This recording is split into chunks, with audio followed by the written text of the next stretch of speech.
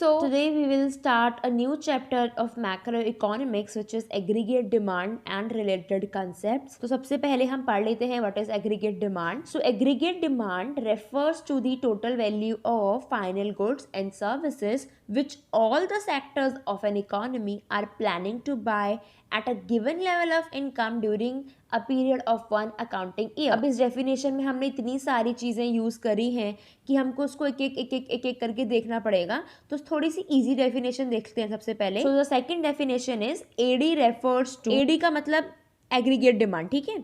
So AD refers to demand for all goods and services produced in the economy during a period of time which is generally 1 year. तो यहाँ पे हमने duration की बात कर दी. Again ये क्या है, एक फ्लो कंसेप्ट है. इस डेफिनेशन का मीनिंग क्या आता है कि एग्रीगेट डिमांड है डिमांड उन सारे गुड्स एंड सर्विसेज की जो कि एक साल में इकोनॉमी में प्रोड्यूस हो रहे हैं. ऑलराइट, अब एग्रीगेट डिमांड पढ़ने के लिए सबसे पहले आपको डिमांड की क्लैरिटी होनी चाहिए जो कि हम माइक्रो में पढ़ते हैं, और यहाँ पर हम इसको मैक्रो में पढ़ रहे हैं, विच मीन्स हम इसको एक बड़े लेवल पर पढ़ रहे हैं because it is a macro. So before reading this chapter what you require is to brush up your concepts of demand which we read in micro economics. Alright, तो यहाँ पर हमने ये पढ़ लिया कि एग्रीगेट डिमांड से पता चल गया अच्छा ये तो डिमांड होती है सारे गुड्स और सर्विसेज की जो कि एक साल में इकोनॉमी में प्रोड्यूस हो रहे हैं, तो ये हमें पता चल चुका है. अब मैं आपको एक और चीज बोलती हूँ. At the same time it implies aggregate expenditure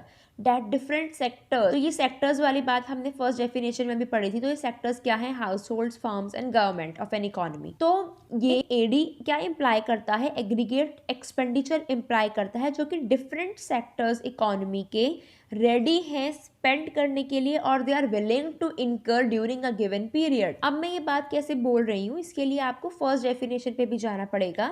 so AD refers to total value of, total value जितनी भी टोटल वैल्यू है फाइनल गुड्स और सर्विसेज की जो कि सारे सेक्टर खरीदना चाह रहे हैं. अगर अब वो खरीदना चाह रहे हैं तो ऑफकोर्स ये बात है उनको उतना पैसा खर्च करना पड़ेगा, इसीलिए हमने इनको बोल दिया कि एडी है एग्रीगेट एक्सपेंडिचर. बट इस पे हम अभी और बात करेंगे. तो देखो, डिमांड हमेशा प्राइस से रिलेटेड होता है, that is what we read in micro economics. और अगर किसी गुड की हम डिमांड करते हैं और तो उसका प्राइस तो ऑफकोर्स ये बात है होगा ही होगा. और अगेन टेलिंग कि एक पर्टिकुलर प्राइस पर जो क्वांटिटी हम डिमांड करते हैं वो है क्वांटिटी डिमांडेड. और ये जैसे कि आप यहाँ पर देख रहे हो, मैंने ऐसे हाइपोथेटिकल एग्जांपल ले लिया है. ऑलराइट, मतलब एक पर्टिकुलर प्राइस पर हम जब क्वांटिटी डिमांड करते हैं तो वो है क्वांटिटी डिमांडेड. और ये पूरा क्या है, मतलब कि हर प्राइस पर जो क्वांटिटी है वो क्या हो गया, वो डिमांड हो गया. डिमांड में 3-4 चीजें आती हैं जो कि हम ऑलरेडी पढ़ चुके हैं. तो अगर किसी गुड और सर्विस का प्राइस है कि जो इंसान उस गुड को खरीदना चाहता है तो उसको उतने रुपीस खर्च करने पड़ेंगे जितने की उसकी वैल्यू है, मतलब उस गुड की जो वैल्यू है उसको उतने पैसे खर्च करने पड़ेंगे. और ये जो हम वैल्यू की बात कर रहे हैं ना, ये हम फाइनल गुड की वैल्यू की बात करते हैं हमेशा, मतलब फाइनल गुड को लेंगे. टोटल वैल्यू फाइनल गुड की जो कि इकोनॉमी के सेक्टर्स खरीदना चाह रहे हैं at a given level of income, वो है हमारी एग्रीगेट डिमांड. एग्रीगेट एक्सपेंडिचर और एग्रीगेट डिमांड दोनों एक ही बात होती है, क्योंकि अगर आप खरीदना चाह रहे हैं तो ऑफकोर्स बात है आपको उसके लिए पैसे खर्च करने पड़ेंगे. तो अगर मैं ये कह रही हूँ कि इस पर्टिकुलर गुड या फिर सर्विस की वैल्यू इतनी है और ये इकोनॉमी के सेक्टर्स इसको खरीदना चाह रहे हैं, तो अगर वो इसकी डिमांड कर रहे हैं इसका मतलब क्या है कि वो इतना स्पेंड, मतलब कि इतना वो एक्सपेंडिचर करने को रेडी हैं. और दूसरी बात जो इम्पोर्टेंट है वो ये कि एग्रीगेट डिमांड की डेफिनेशन में भी रेड जो भी टोटल वैल्यू है फाइनल गुड्स और सर्विसेज की जो कि सारे सेक्टर्स इकोनॉमी के खरीदना चाह रहे हैं, means they are planning to buy. So aggregate expenditure refers to planned expenditure, it is not the actual expenditure.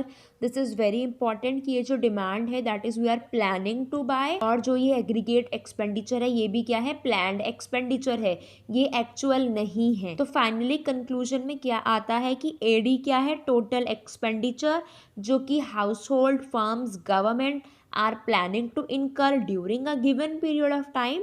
और वो गिवन पीरियड ऑफ टाइम क्या होता है, एक अकाउंटिंग ईयर, एक फाइनेंशियल ईयर.